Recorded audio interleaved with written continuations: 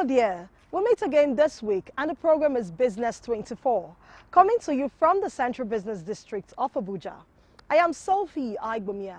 I'll be taking you through this episode which promises to be exciting. The Continental Free Trade Agreement, known as the CFTA, dominated discussions among African leaders recently. In fact, it was the major highlight of the meeting of the African Union held in Kigali, Rwanda. What is the CFTA and why all the controversies surrounding it? You will find out in the course of the program.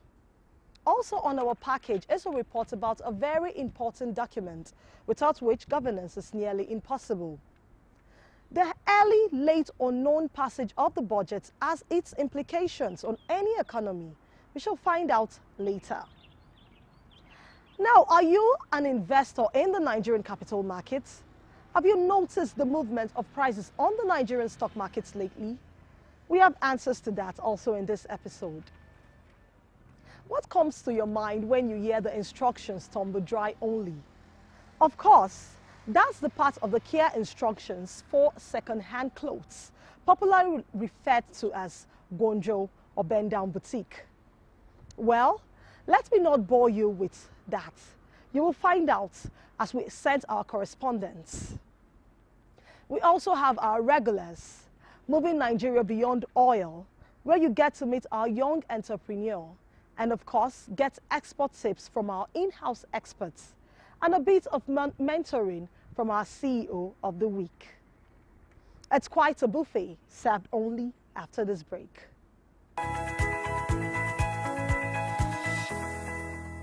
Markets are critical to any business, so why would any businessman resist the development of any market with huge potentials? That seems to be the case with the African Continental Free Trade Area, which is expected to change the flow of trade on the continent. Manufacturers in Nigeria are opposed to the agreement and have got the government to withhold signing of the agreement. 44 countries signed the agreement in Kigali, Rwanda, to kickstart a new era in Africa. So why are Nigerians manufacturers holding back? That is what Chimobi Walter Nnanji has been finding out.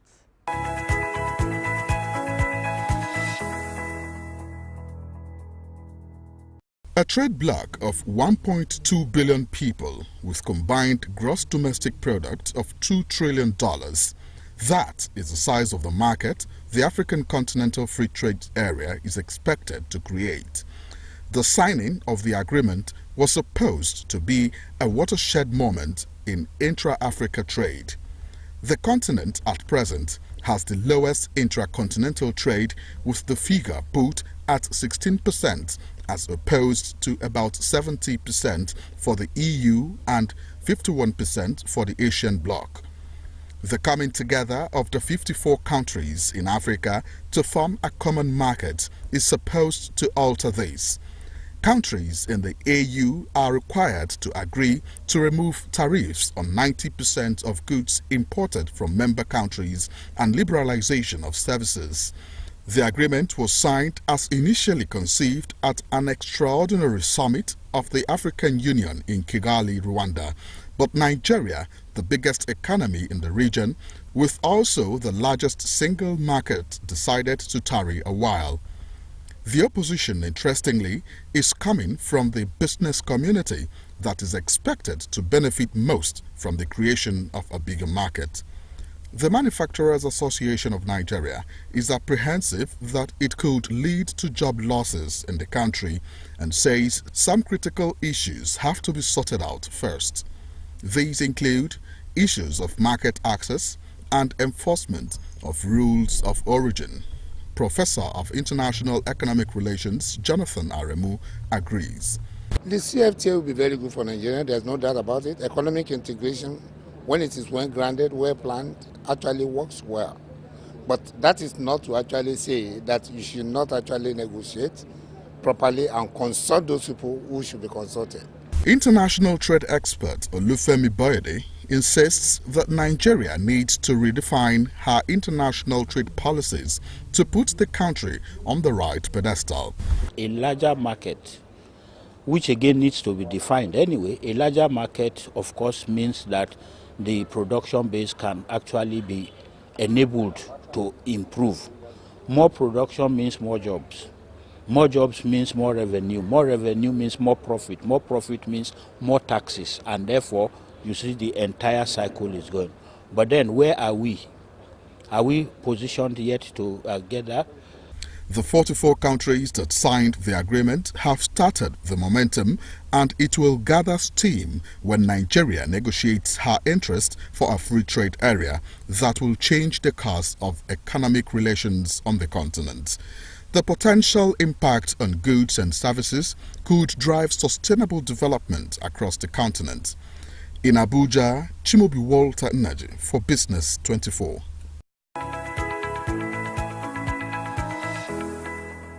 I can imagine the impact the CFTA will have on the intra and trans-regional trade. Now, at the beginning of the year, the Nigerian capital markets was rated as one of the best performing in the year. But just 4 months down the road, the picture does not seem so rosy. Correspondent Vivian Idepefo has been looking into what is happening on the markets.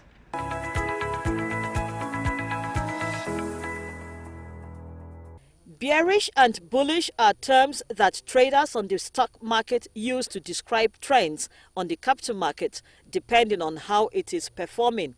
The market is generally considered bullish when prices are on the rise, but bearish when there is a downward trend. At the beginning of the year, bullish was the term used frequently to describe the Nigerian capital market. In January, listed stocks appreciated by 2.29 trillion naira in market capitalization. The stock market reportedly hit its highest point since 2008 in the second week of January with an all-share index of 44,000. The Nigerian capital market was doing so well that predictions were that the trend would be sustained for much of the year. However, by February, bearish had become a word more associated with the market. By the end of February, the equities market posted a 346 billion naira loss. It is a trend that continued into the month of March, and stockbrokers started using the word volatile to describe the market. So, what has changed? What are the factors now playing out and shaping the market trend? Emmanuel Oko is a broker. There's a popular saying that anything that goes up will come down at some point in time. So the equity markets also usually fluctuate. When they do very well, people who have bought when the prices were a bit lower take profit sometime. And that's what's happening. So there's some profit taking, but it gets to a point again where the profit taking becomes too much and stocks are oversold, and you see people coming in again for bargain hunting, and they now pick up the cheap stocks. Investors are naturally wary as the nightmare of the 2007 equities market crash continues to play on their minds. But players say the market is only reacting to prevailing economic conditions. They assure that greener days lie ahead. In the next quarter, actually going by history again, second quarter of the year, it's another impressive period in the market, because that's the time where half-year results will be expected, and then we would have received quarter one results, which will determine what to expect. And then again, there are a lot of companies who declare interim dividends during that time. Managing Director of the Nigerian Stock Exchange, Oscar Onyema, at the review of the market in 2017, said that the outlook in 2018 looked encouraging, judging from fundamental indicators. Investors will be hoping that this rings true in the long run in view of the current market situation. For Business24, Vivian Idepefo. Now, in every economy, the government remains the biggest spender. This means a working budget is key to government expenditure. What are the implications for public spending when it is not given prompt attention by the arm of government responsible for that? Comfort Amodu spoke with experts and brought back her findings. budget is the framework for the yearly expenditure of government, and it forms the basis for economic stability, accountability, and economic growth and projections. In Nigeria, budget proposal is prepared by the executive arm of government, highlighting areas of focus, estimated expenditure, current and recurrent, using a benchmark for the fiscal year. This is presented to the legislative arm, who in turn deliberates on the proposed expenditure, making adjustments where necessary before passage for presidential assent. President Muhammadu Buhari submitted the 2018 budget of 8.612 trillion naira to the National Assembly on the 7th of November last year, with the desire to return the country to January and December budget cycle. The 2018 proposed budget has the estimate of $45 benchmark for crude oil per barrel and the proposed aggregate expenditure of 3.494 trillion naira for recurrent costs. The 2018 budget has not been passed. What are the implications of the delay on the nation's economy? When the government's plan is not out, the private sector cannot plan, because the budget is not just, the budget signals where the priorities of government will be. And so businesses on the back of that are able to plan. But then if the budget is not ready, everything is just in the realm of conjecture. Adetokunbo Kayode warns that the late passage of the 2018 budget may have adverse effect on the federal government's Economic Recovery Growth Plan, ERGP.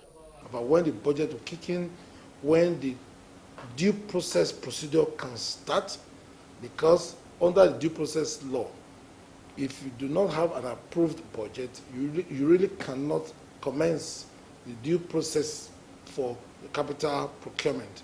And what happens? Most of these provisions for capital expenditure actually fail.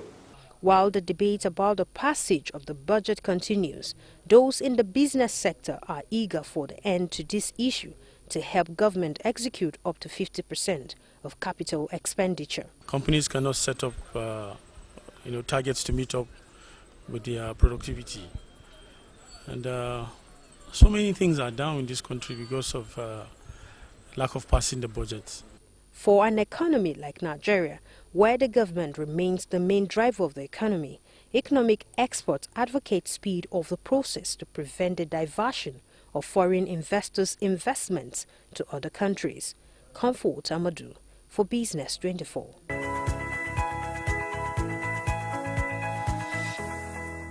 We do hope the budget cycle will return to January-December calendar soon.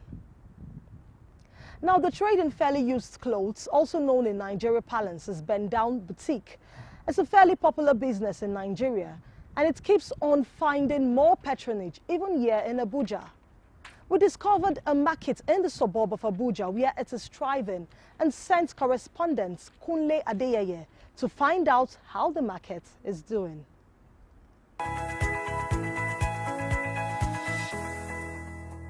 This is Nigerian. It is actually located in Nasarawa State, but it is one of the satellite towns that serves the Federal Capital Territory, so the population here is quite substantial. Among the things you cannot miss in Nigerian are the various markets along the highway, which service the needs of the capital city. If you look closely, your eyes will catch an area where there is substantial human activity. Here they sell second-hand clothes, also known as okrika, and they are doing good business. The clothing items range from general clothing to personal items for both gender. This business in the past used to be called bobokom check, after the manner the sellers then called out to buyers, but that now belongs to the past. Buyers no longer need to be solicited. They come on their own for a variety of reasons. I prefer buying this second-hand clothes because it's more stronger and it lasts more than the original ones in the market, more than the foreign ones that people bring. I've enjoyed the ones I've bought. That's why I'm here. I've been buying it for many years now. For like 10 years now. For the patrons of the business, these are good times. Ifere Akuna, a graduate from the Institute of Management and Technology, Enugu, is one of them. She brings in her wares from the United Kingdom. The poor masses is what they can be able to lay their hands on. And the OK cloth, it normally lasts more than the ready-made. 36-year-old Sani Muazu is another entrepreneur who is doing good business in the second-hand goods. His specialty is three-quarter trousers. If I bring this in per month, I will get like 30 or 40,000 for my game. Nana Alfred says an intending seller needs just about 50,000 naira to get going. It's a good business, only that they keep on chasing us away everywhere. They don't want to give us a normal place to stay. Understand? We'll stay here today. Tomorrow they will send joint task force with the police and chase us away from there. People like to be buying okrika. Why? Because it's cheap. It's very cheap and it's quality. We get a lot too, but you know, we gain okrika in dry season time more than rainy season. In a month like this, we are if we are turning well, we'll get 50, 60, 70, more than at times below. It depends on how you do it. For all the dealers, while business may be thriving, they crave a less restrictive business environment. This is because the sobering reality is that second-hand clothing are contraband goods in Nigeria, as they are on the prohibited list of customs. Kunle Adeyeye for Business24.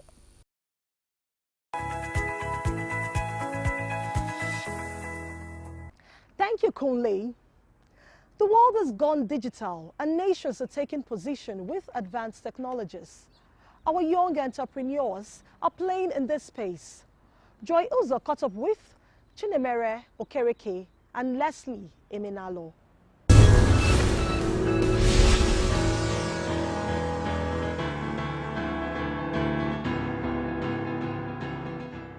What really propelled you guys into your line of business? We both attended Federal University of Technology, Owerri. I studied electrical electronics engineering. He studied polymer engineering.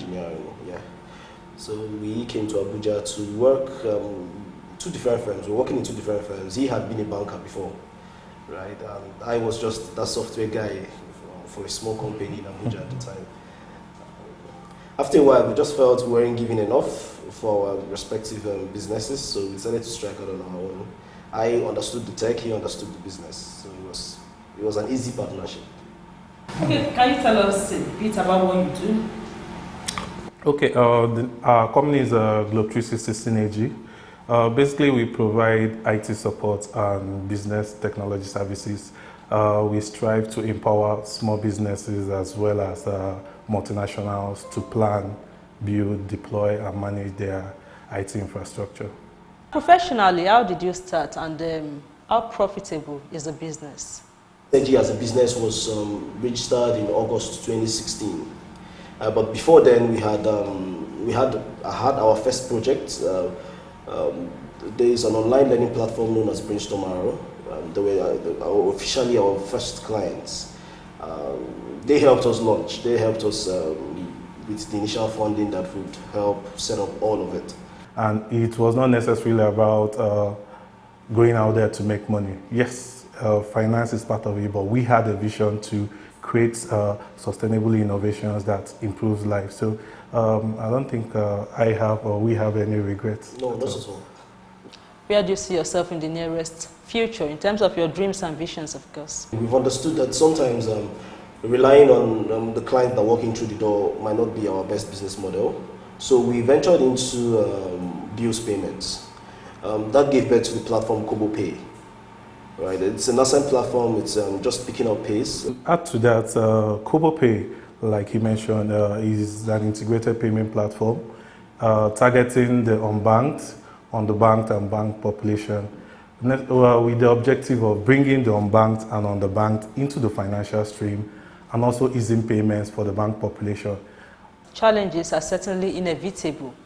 Can you share yours with us? One of the challenges is cultural change.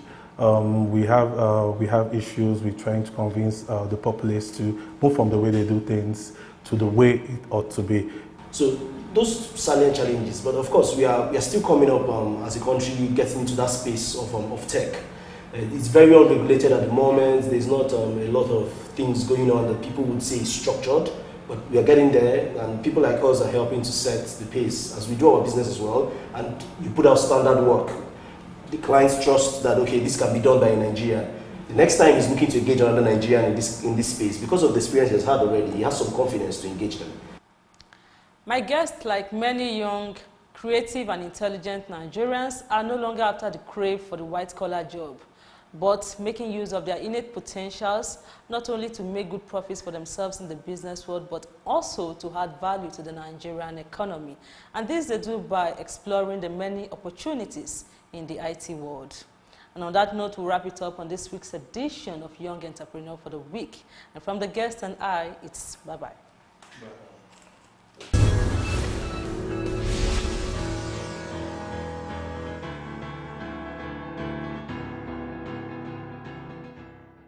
Well, young Nigerians are certainly proving themselves in their various endeavors. Moving on now, let's meet our in-house experts for expert tips as it takes us through businesses supported by the newly introduced Export Development Fund by the Nigerian Export Promotion Council.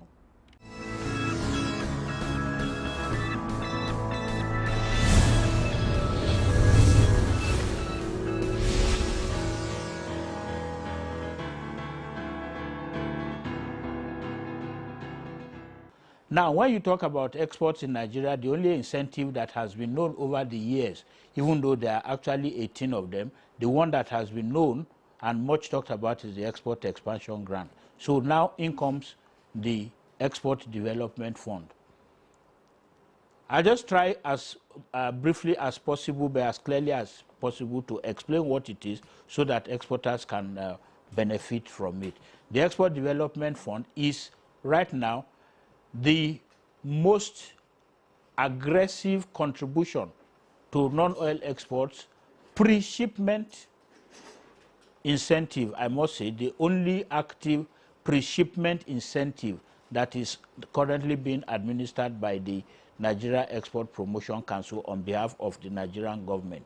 Now, the Export Development Fund is supposed to develop. That's just the, if you remember, the keyword in the Export Expansion Grant is to expand export. Now, this is supposed to develop, and it covers just about everything once you have taken the decision to export.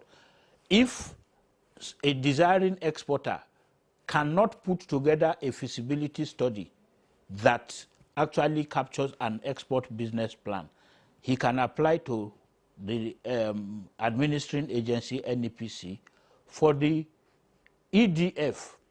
A part of it will be allocated for him to pay for the services of a consultant who will help him to put together an export business plan.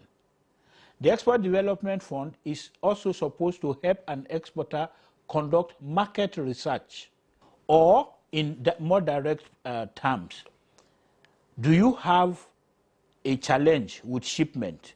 For example, there is a delay in your ship, and your perishable product is already at the port of shipment, whether it's Apapa or Tinkan or Port Harcourt, and you need to quickly store these products in a warehouse.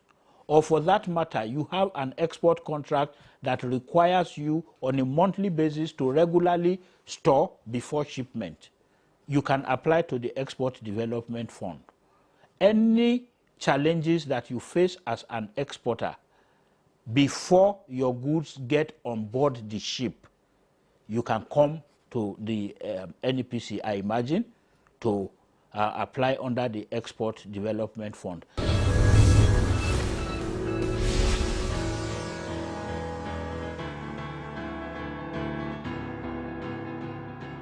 We are not done yet. It is time to meet our CEO for the week.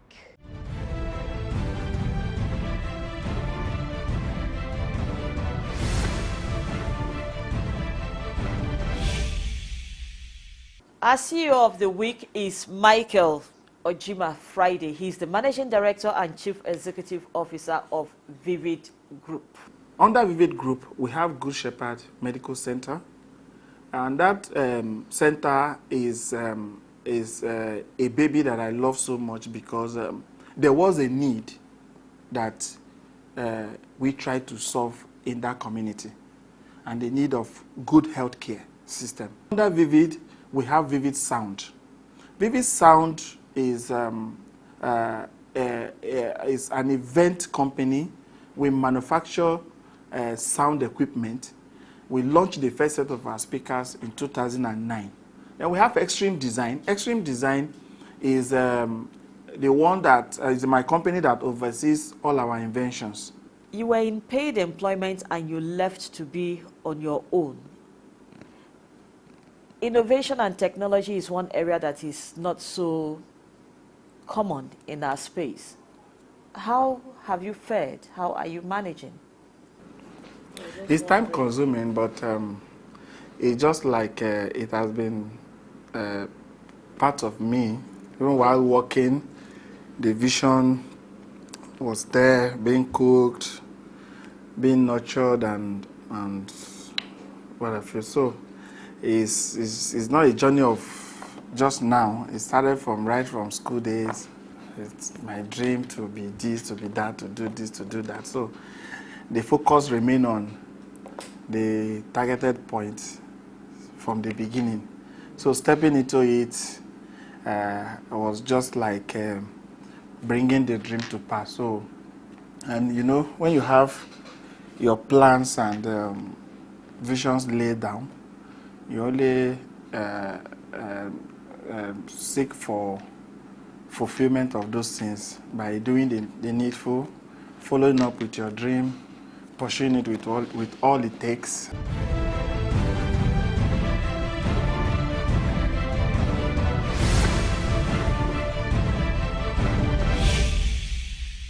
It is on that note that we end today's episode. I am Sophie Aigbamia. Till we come your way again next week. Bye for now.